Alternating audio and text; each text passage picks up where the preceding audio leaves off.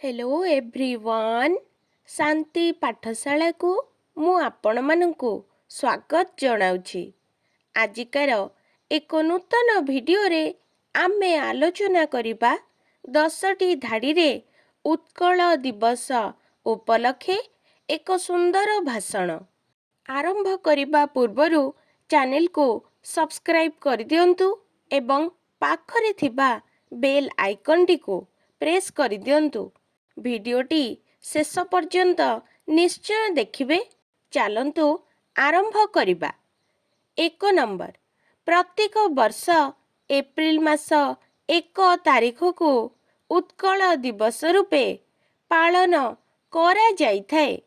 2 number Utkal परी देवभूमि और तीर्थभूमि विरल। 3 नंबर नद नदी प्रकृति प्राचुर्य परिपूर्ण उत्कल हेउछि एक प्राणमय भूखंड। 4 नंबर 1803 मसीहारे इंग्रेज माने उत्कल माटीर अधिकार करिबा परे एक वीर स्वाभिमानी जातिर अवक्षय आरंभ होइगला।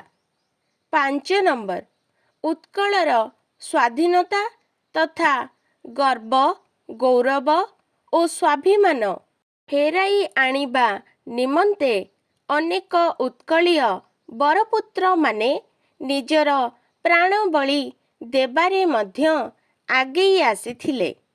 6 नंबर इंग्रेज माने उत्कलर विभिन्न अंश को खंड विखंडित करी देइथिले।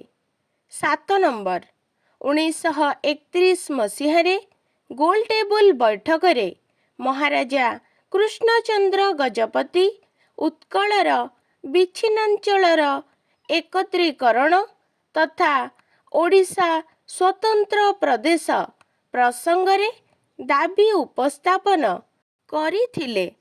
8 नंबर दीर्घ दिनर अपेक्षा परे 1936 मसीहा एप्रिल 1 तारिख रे उत्कल एक स्वतंत्र राज्यर मान्यता लाभ कला। 9 नंबर एही दिनटी समस्त उत्कलीयंक पाई एक गर्व और गौरवर दिन। 10 नंबर सीमाहीन जातिहीन और भाषाहीन अवस्थारे खंड विखंडित होई रहिबा परे एही दिनरे ओडिशा एकत्र तथा स्वतंत्र होइथिला। आजिकार भिडियोटी आपणको किपरि लागिछि कमेंट माध्यमरे निश्चय जणाइबे एवं लाइक शेयर सब्सक्राइब करने को जमारू भूलिबेनी। धन्यवाद।